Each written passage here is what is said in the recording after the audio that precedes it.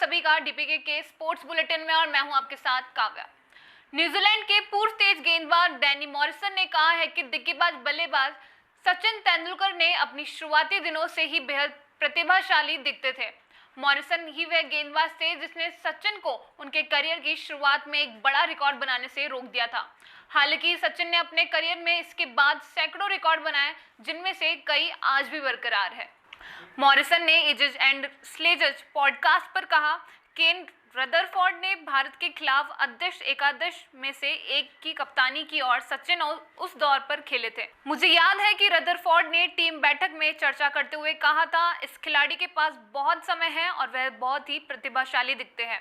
मुझे लगता है कि एक तरह से ये हास्यास्पद था क्योंकि वह उस लड़के की तरह थे जो स्कूल के पहले वर्ष में होते हैं। वह 17 साल के थे। मशहूर कमेंटेटर ने कहा, मेरा मतलब है कि यह डराने वाला था क्योंकि हम सभी के लिए यह पहला टेस्ट मैच, पहली सीरीज थी। मुझे लगता है कि उन्होंने पाकिस्तान के खिलाफ एक टेस्ट मैच खेला था। वास्तव में ये उनकी पहली पूर्ण सीरीज थी और वह भी हेडली के खिलाफ थी, जो कि अपने करियर के ढलान पर थे लेकिन एक बेहतरीन गेंदबाज थे। तेंदुलकर ने उस मैच में 78 रनों की पारी खेली थी और वह सबसे कम उम्र में टेस्ट शतक बनाने वाले बल्लेबाज बनने के कगार पर थे और साथ ही मुश्ताक मोहम्मद के रिकॉर्ड को तोड़ने के करीब थे। मुझे याद है कि उन्होंने नेपियर में 78 रन बनाए थे और वह ज़्यादा जल्दी में थे। मुझे लगता है कि उन्होंने इस ओवर में मुझे 3 चौके मारे थे और आप देख सकते हैं कि वह चलते रहना चाहते थे। वह मिड ऑफ पर मुझे शॉट मारने के प्रयास में जॉन राइट के हाथों आउट हुए थे।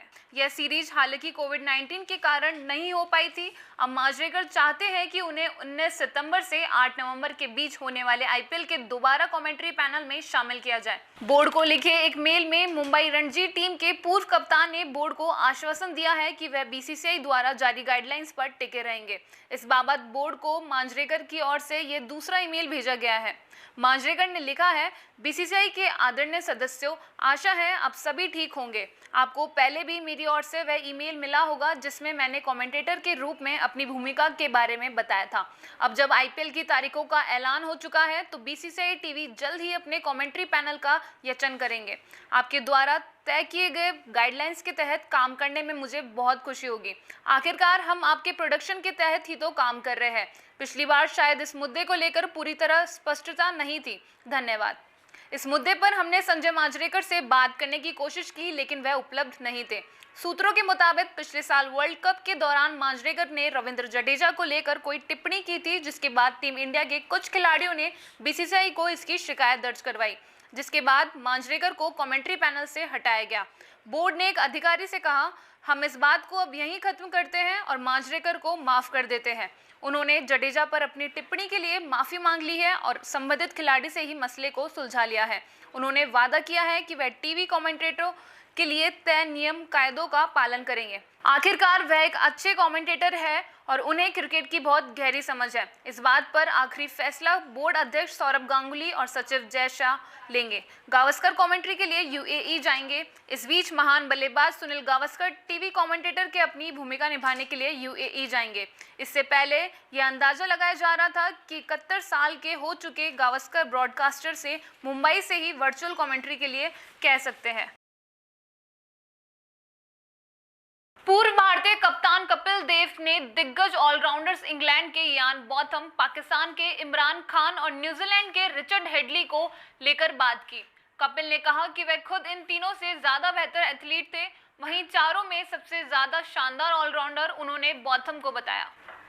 पूर्व भारतीय क्रिकेटर और महिला टीम के मौजूदा हेड कोच डब्ल्यू.वी. रमन ने कपिल के साथ ऑनलाइन चैटिंग की। इस दौरान कपिल ने कहा, इयान बॉथम सच्चे ऑलराउंडर थे। वह किसी भी परिस्थिति में मैच जिता सकते थे। मैं ये नहीं कहना चाहता कि हेडली बेस्ट बैट्समैन था। कपिल ने कहा, बॉथम अपनी बल्लेबाजी और गेंदबाजी से विपक्षी टीम को काफ़ी नुकसान पहुंचा सकते थे। इमरान में लीडरशिप की क्वालिटी शानदार थी। उन्होंने पाकिस्तान टीम को अच्छे से संभाल रखा था और उनके पास काफ़ी चुनौतियां थीं। उन्होंने कहा, हेडली चारों में सबसे बेहतरीन गेंदबाज थे। वे कंप्यूटर की तरह थे। मैं ये नहीं कहूँगा कि इमरान बेस्ट एथलीट थे, लेकिन काफ़ी मेहनती थे। वह खुद को सीख कर यहाँ तक पहुँचे हैं। मैं ये भी नहीं कहूँगा कि मैं महान हूँ, लेकिन चारों में मैं सबसे बेस्ट एथलीट था। कपिल ने अपनी कप्तानी में भारत को 1983 में पहला वर्ल्ड कप जिताया था। उन्होंने 131 टेस्ट में 5,248 रन बनाए और 434 विकेट लिए। कपिल के नाम 225 वनडे में 3,783 रन और 253 विकेट हैं।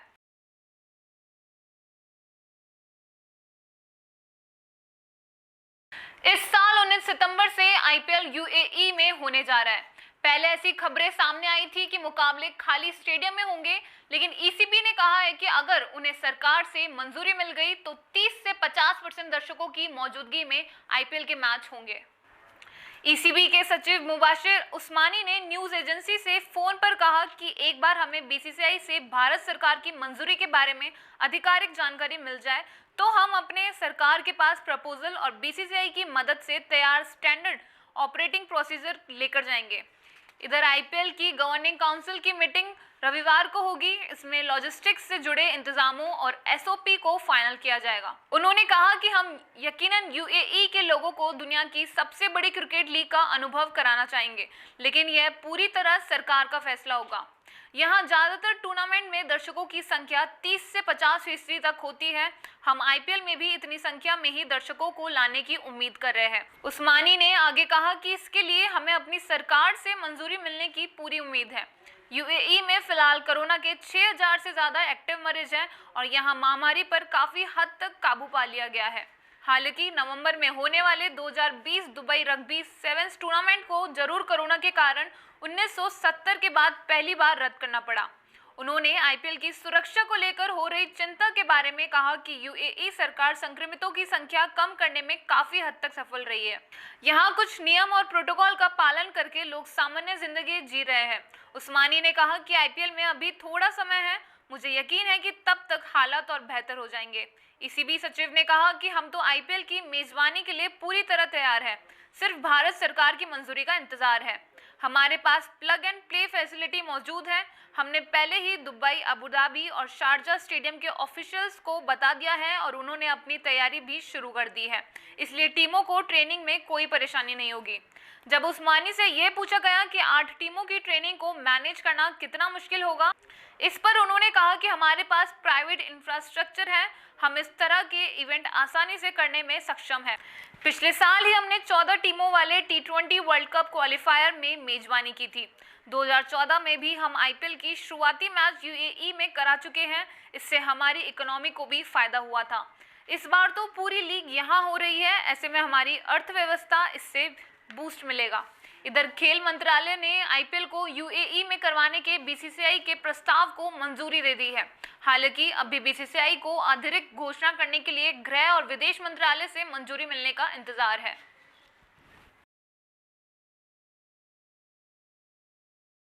आईपीएल में सबसे ऊपर की टीमों में से एक है चेन्नई सुपर किंग्स। आईपीएल 2020 से पहले धोनी की टीम मैदान के बाहर भी दूसरी टीमों को पीछे छोड़ सकती है।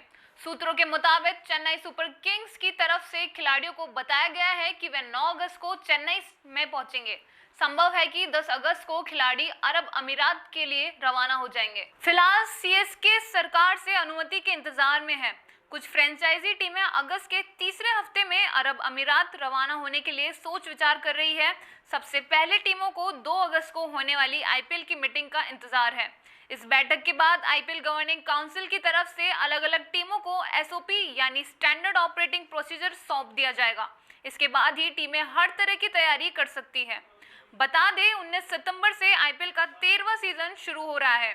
8 नवंबर को फाइनल मुकाबला हो सकता है, लेकिन ब्रॉडकास्टर की तरफ से बीसीसीआई को अनुरोध किया गया है कि वे अगर दिवाली के हफ्ते में खेल को और कुछ दिनों तक खींच सकते हैं तो ज्यादा लोग इस इवेंट के लाइव टेलीकास्ट का मजा उठा सकते हैं।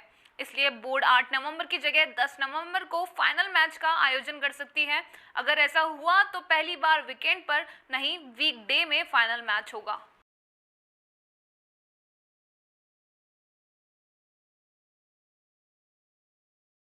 तो चलिए बात करते हैं फुटबॉल की। भारतीय फुटबॉल टीम के पूर्व कप्तान बाईचुंग भूटिया ने कहा है कि हमें अभी क्वालिटी प्लेयर की काफी जरूरत है। टीम को एशिया और वर्ल्ड लेवल पर मजबूत बनाने के लिए जमीनी स्तर पर काम करने की जरूरत है। भूटिया ने कहा कि इसके लिए अंडर 17, 19 और 21 के इंटरनेशनल टूर्नामेंट कराना जरूरी है।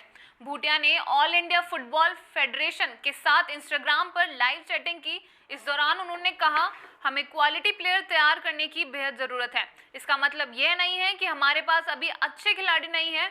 मेरा मतलब है कि एशिया और वर्ल्ड लेवल पर मैच जीतने के लिए हमें ज़मीनी स्तर से बड़े और दिग्गज खिलाड़ी तैयार करने होंगे।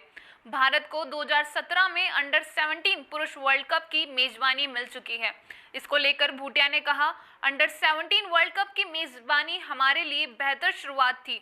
इस उम्र के प्लेयर के लिए ऐसे टूर्नामेंट खेलना बेहद ज़रूरी है। उनके लिए अच्छी ट्रेनिंग और कोच होना चाहिए।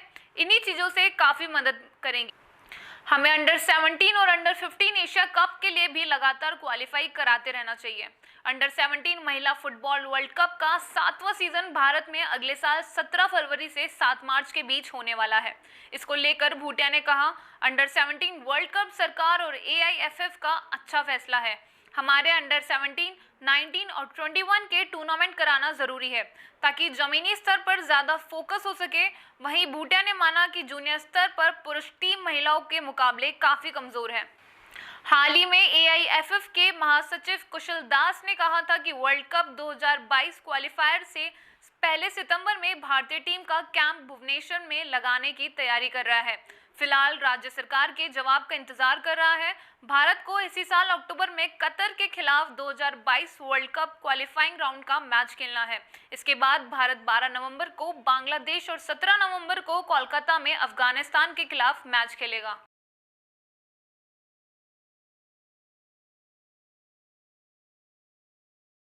फिलहाल स्पोर्ट्स बुलेटिन में बस इतना ही। आप देखते रहिए DPK न्यूज़। धन्यवाद।